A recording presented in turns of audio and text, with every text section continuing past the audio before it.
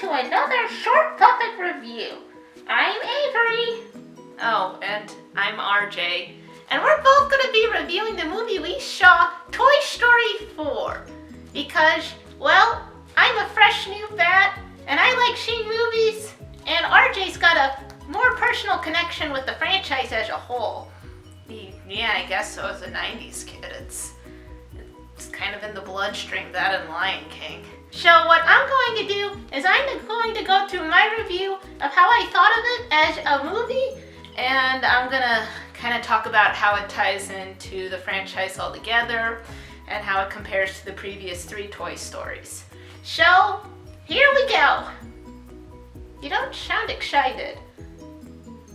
You know what? Honestly, I'm not too excited about this one. Well, for me, it was a lot better than Secret Life of Pets 2. Amen to that. We can agree on that. There was stuff going on, and we stayed awake. So overall, I'd say it wasn't that bad. It was a pretty good movie. It had some really funny moments. We were diving into a little bit more of some characters that we weren't sure what happened to them from the previous movies.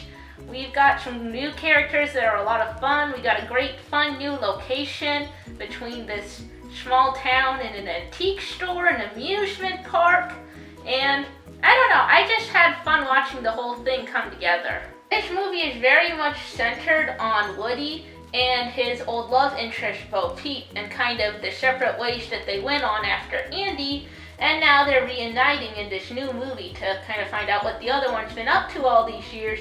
And they also kind of find that their outlook on toys and kids is a little bit different than it used to be. So they've got to work together to save this brand new toy that Bonnie created out of a spork, which opens up a whole nother slew of questions. And this spork, I like this spork. He kept wanting to throw himself into the trash. That was pretty funny. You know, if he was a true spork, he would have wanted to put himself in recycle. Sporks are recyclable, you know. You just can't resist putting in a conservation subject, can you? I'm sorry, it's my day job. It just comes out naturally. It's like vomit. Zoo conservation vomit.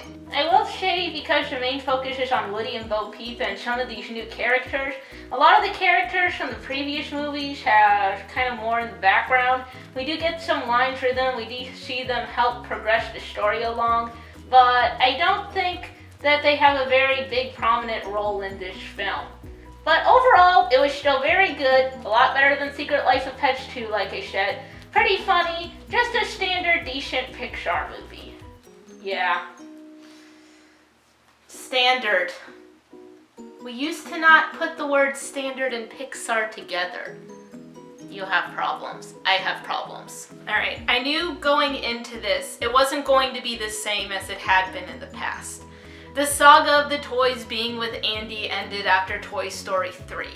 And to be fair, the odds were very much stacked against the Pixar team working on this new movie. A movie that arguably shouldn't even exist because Toy Story 3 ended the character arc of all of the characters so well and clean. That was it. They had moved on, they got Bonnie now, and they would continue their adventures with Bonnie. And the shorts that came after that were funny too, but you know, they were just like little snippets of their new life with Bonnie and kind of how they were beginning the cycle anew again. You know, that was all good and fine, but this movie, it feels off. It's trying very hard to recapture the previous 3, but there's little things that don't quite makes sense when you think about the other 3. For example, Buzz's kind of humorous moments here as he's trying to find his supposed conscience, and he's doing that by pushing his Buzz Lightyear buttons, and that, oh, the automated voice is his conscience. But throughout this whole new movie, he's acting like he didn't know what to do when Woody was off gallivanting off on a new adventure. But here's the problem. We know that Buzz is competent because he was competent enough in Toy Story 2 to take and lead all the other characters to go and rescue Woody when he was missing then. What's the difference now? Why is he suddenly unable to do it? It's like he's gone backwards. He's taken like 12 giant steps back. Oh boy, I think we struck a nerve. And that doesn't even include the other old toys in this as well. They just served no purpose. They were just kind of there.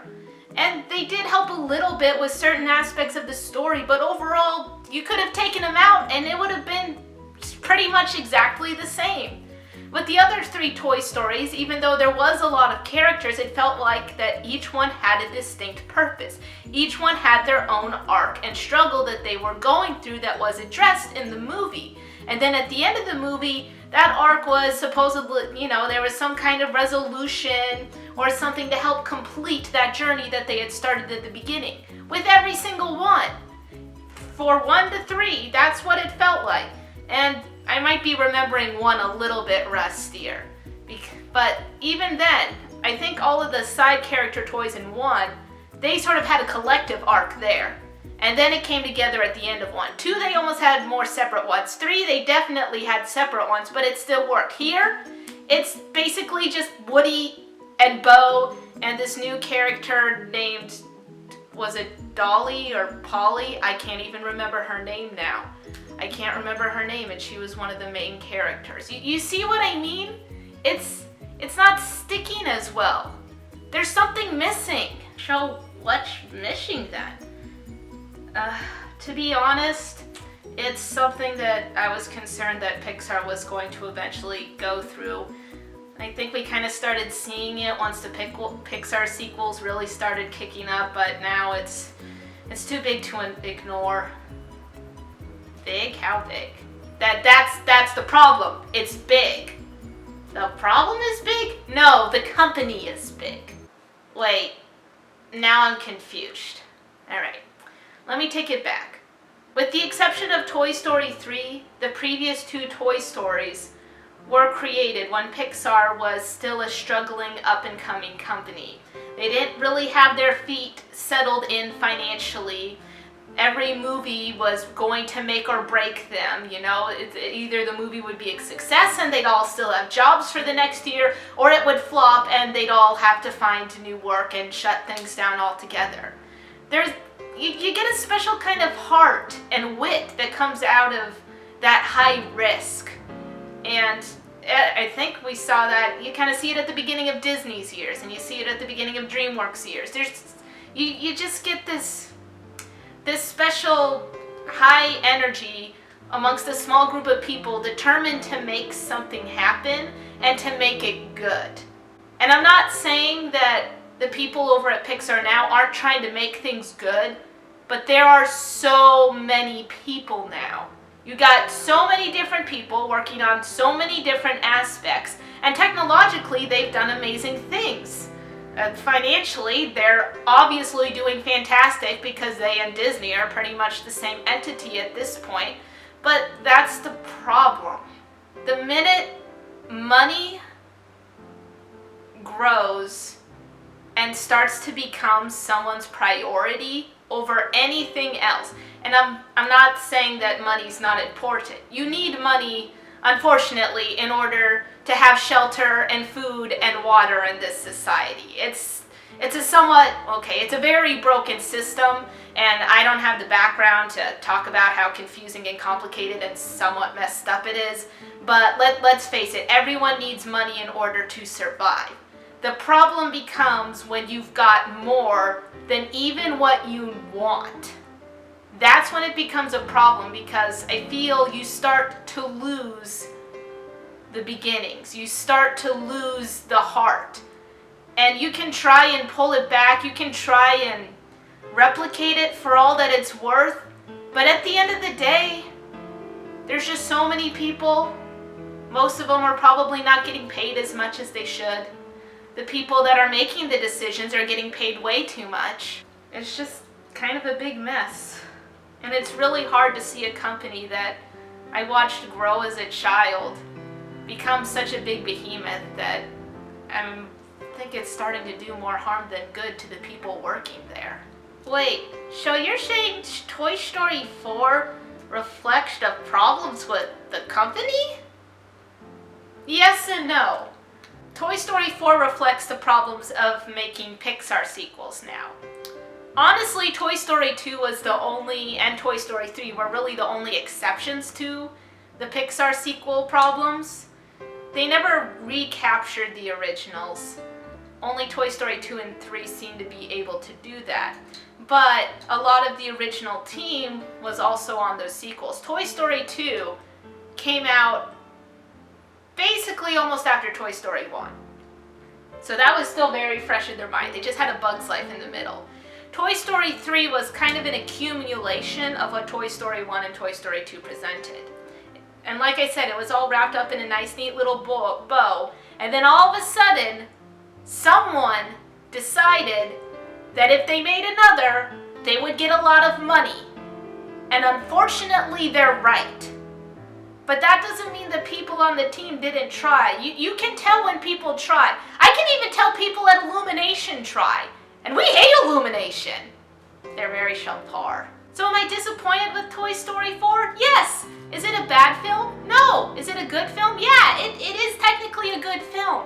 But when you compare it to the other three, it's unnecessary and it falls flat and it just kind of reflects how huge and disproportionate the companies become in terms of the people working there and the stories and the heart that they're trying to present.